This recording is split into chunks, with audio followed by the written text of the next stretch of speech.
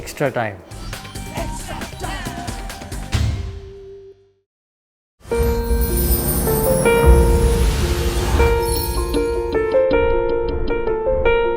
मेरा 2018 की जो एंडिंग हुआ वो ज़बरदस्त रहा पॉजिटिव नोट। तो 2019 का शुरुआत अच्छी हो इसलिए क्या करना चाहिए? ये सिडनी टेस्ट का आपका अनुभव क्या कहता है, ये ग्राउंड विकेट ये सब के बारे में? ज़रूर सर, हमारा साल काफ़ी अच्छा ख़त्म हुआ और हम कोशिश करेंगे कि ये साल भी अच्छा शुरू करें।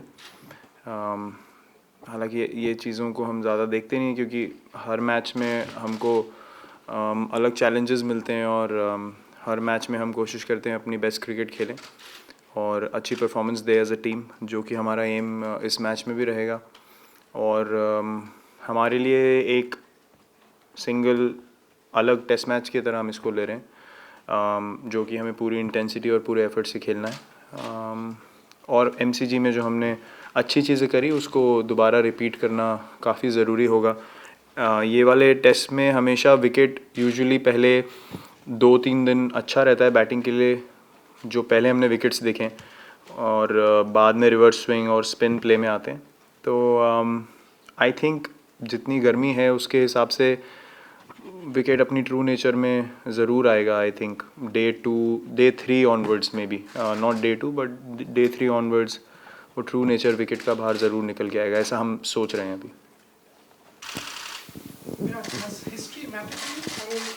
From 1947-48, India has been touring Australia. We've never beaten Australia in a test series. Closest was 2003 for 1-1, 2-1 on the cusp of history. Do you guys think in such terms at all, or discuss in such terms that what has never happened before, this team can actually achieve that? Does history matter to you? If you ask me very honestly, no. Because what's gone is not in our control, or what's going to come is not something we need to think about. We need to stay in the present and focus on the things that we can do. The controllables, we need to figure out what the controllables are and focus on them. The reason that why we want to win this test is because we understand as cricketers how difficult it is to come here and play. And as I said at the high tea yesterday, it's not only the team you're playing against, it's the whole nation, because they get behind the team so well. And when you walk into bat, you feel like there are 40,000 people who want your wicket, not just the 11 guys on the field. So we understand as cricketers how difficult it is. And purely just to take that challenge on, we want to win here. And it's got nothing to do with proving that we have done something which hasn't been done in the past. Every team that comes wants to win, obviously. So I'm sure that they would have had the same intention, but the motivation has never been to change history. It's only been to overcome the challenge that's in front of you. And as a sportsman and as a cricketer, you can ask anyone. That's the most important thing, and that's something you look forward to. Not necessarily proving something to someone or changing history. It's just crossing a hurdle and making yourself believe that you're good enough to be at this level and beat any team anywhere in the world, and that's the most important thing to us. As a batting unit throughout the year, you probably turned a corner in the England series, mid-series to that Nottingham Test second innings when the middle order started contributing. How much effort goes into that? Like you said before the MCG Test, like it's not technical. It cannot be completely technical for you. It's also a mental thing. So how much of that as a unit and as individually of that can be worked in the nets, or how does it go throughout that process from one series in difference in conditions? How does that happen? The reason I said it has to be an obsession to be able to win away from home is because you cannot afford to be negative even a single minute, forget a single day on tour.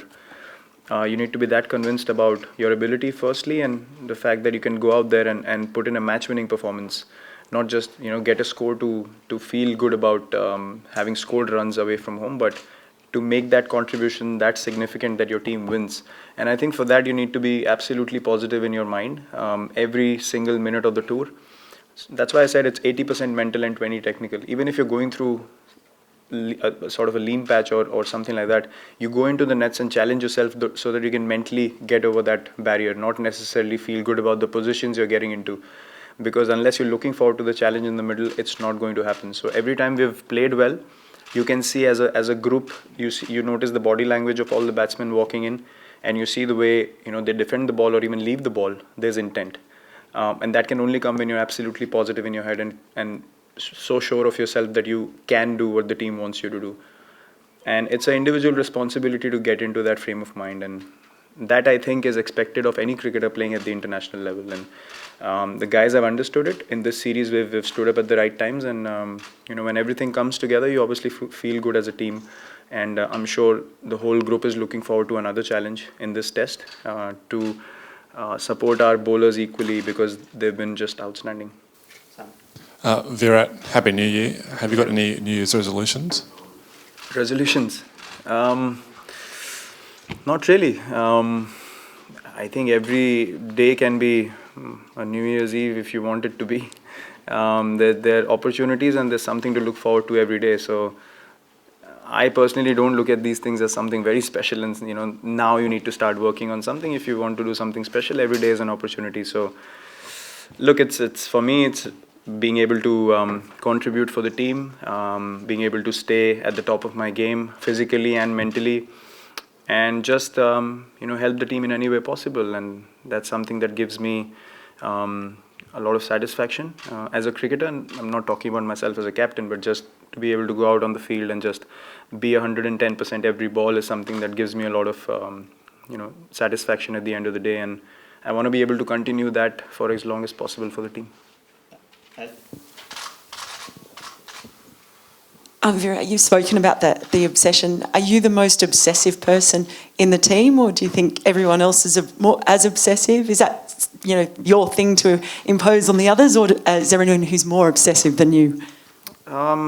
With me, it might be seen a lot more, but I can guarantee everyone is obsessed about winning in very difficult conditions. If you see, after the last wicket fell in the last game, everyone's emotions came out. Even the quietest. I saw Pujara in the replay after, and Jinx as well. I've never seen them so excited.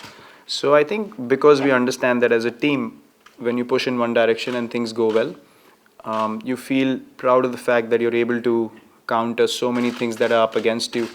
And it has to be an obsession. If it's an obsession, it won't stop at 1 or 2 games. If it's something that was a goal, then it stops at 1 or 2 games. But when you're obsessed about just playing good quality cricket and achieving excellence, then I don't think you, as a team, you want to stop at 2 games. You want to finish the series well and then get together and enjoy as a team afterwards. So I'm very sure, and I've seen in the change room, the guys are very optimistic and looking forward to this test as well. Rest of the series ahead 2-1, close to creating history. What's been the captain's message to the boys? Well, as I just mentioned, at this stage, I honestly feel like there's nothing to be said at all, because you sense energy in the change room and the guys just want to step out on the field. Even the last test match, the last day when it was raining, I didn't see anyone sit down. Everyone was walking around, doing something or the other, just warming up, doing their stretches and stuff like that, just to be able to get on the field.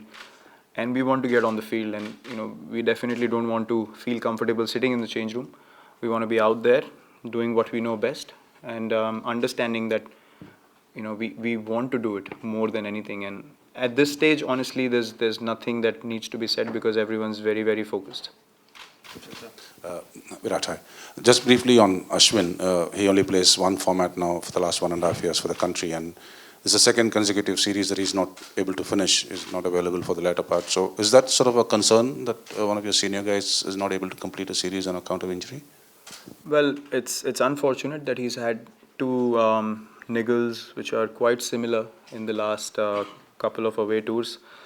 That's something that obviously him more than anyone else will be focused to correct. And the physio and trainer have spoken to him in terms of what's required in order to get over that injury. He's very important for sure. In Test cricket, he's a vital part of this team, and we want him to be 100% fit and for a longer period, so that he can contribute more to us in the Test format, as you mentioned.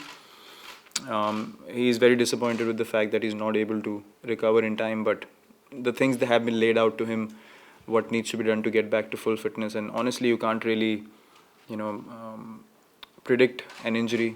When it happens, you just can manage it, and he's doing what he can get over that injury. That's great. You obviously mentioned the history before, but for yourself personally, would this be your greatest achievement as a captain winning a Test series here? Well, I don't know because it's only been 4 years. So if it happens, great, because I've come here the third time now on a Test tour, and I understand how difficult it is to win here. Not necessarily your own performances, because at times you can put in a good performance in Australia, but to win as a team has been the biggest challenge for us. And the individual performances are honestly something that you don't even remember from the last tours, because winning is the most important thing at the end of the day. You might have your name up on the honors board, but if your team doesn't win, it doesn't really matter. So yeah, till now it would definitely be a big series win, not just for me but for the whole team, purely because of the fact that this is the place where we started our transition.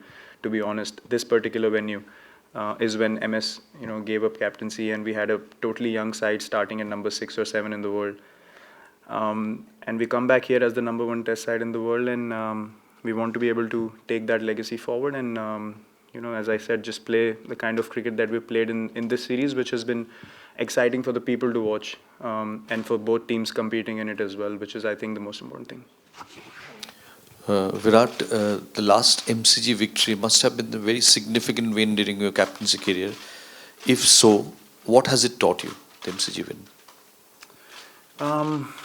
I think it's just, I don't know, it's just solidified the belief that we have as a team much more. Not only me, I mean, the things that we've been talking about for a long time, for the past 12 months, I think wins like MCG and Adelaide only make you feel as a team that you're heading in the right direction. You will obviously make mistakes, and you will have things that you need to improve on or correct along the way, but you can't change your personality or your character as a team. And when that comes through, you understand that against all the odds, you stuck together as a side, and eventually you start getting your results, and you start believing in yourself. You see guys, growing in their confidence levels, and that's a beautiful sight to see, because I think these kind of victories evolve you as a cricketer and as a person as well. And that can only happen when you have total belief in what you want to do rather than following someone else's opinions. So I think as a side, it gave us a lot of belief that yes, we were heading in the right direction always, and we were very close. We just had to understand our mistakes and correct them at the right times. Not that we were not willing to correct them, but the timing wasn't right. So yeah, I mean, it just gives us more confidence to keep doing these things more often and not stop there. What do you put into your preparation to make sure that you can do that? Is it physical things you do with your training, or is it more of a mental game, as you touched on before? Yeah, the physical part has definitely helped me massively in the last 3 years. I feel like I can switch formats very easily and be at the top of my energy levels or the intensity that's required to play international cricket, because I work really hard on my fitness. There are many factors involved, the diet patterns, the sleep patterns, and all these sort of things are very, very crucial. But apart from all that, I believe in backing my technical ability to score in all formats. I'm not someone who aims to be the biggest six hitter as such. I'm happy to knock the ball around in shorter formats and get runs. As long as the intent is there and you're working towards making your team win, you don't necessarily need to go out there and make people go, wow, what was that shot, So I'm not bothered by those things. The thing that drives me is just helping the team at any cost. And for that, I need to be at the top of my game in all formats, because I believe that I can make match-winning contributions for my team. And for that, I need to be absolutely sure of my patterns. And if you have a good technique, you can play any format. That's the bottom line. That's what I believe in. Final. Virat, coming back to Ashwin, I mean, how does someone like Ashwin getting injured and not playing 3 matches affect the pre-series planning, and how do you sort of then as a bowling group or as a leadership group manage something like this? And how are you managing your own back troubles which you sort of had during the Well, the Ashwin factor, I think it does make you alter your plans a little bit throughout the course of the series. But the fact that Vihari has bowled beautifully whenever we've given him the ball, makes us feel absolutely calm about Ashwin not getting to play. It is obviously a disappointment for us as a team and for him personally, but if you see the way Vihari has bowled, he's looked like picking up a wicket whenever he comes to bowl. And he's pitching the ball in the right area, so we are looking at him as a solid bowling option right now, especially in this test match, because he's got pace on the ball, he puts in the effort, and he's economical, and that's all you need from a guy who's coming into bowl 10 to 12 overs a day. On my personal fitness concern, I've had disc issues since 2011. It's nothing new. I've been able to manage it because of the physical effort I've put in the last few years. And when you have a back which is which has disc issues, you can only maintain it that way. So I'm not too bothered by it. When the workload gets high, it can get into a spasm. I mean, you don't necessarily get serious issues. You get fine in 2-3 days, but at that point of time, you get into a spasm kind of a thing, which is very easy to heal. So I'm not too concerned with it. You just have to manage it physically and stay ahead of the injury. And I've been able to do it for now, and I'm sure I'll find out more options and more ways to keep countering that and be at the top of my fitness. I mean, it's inhuman or impossible to keep going on without niggles. And I think it's fine to have a few niggles here and there. You just need to be able to manage it very well. Hit the subscribe option and the bell icon to get all the exclusive sports videos on Extra Time.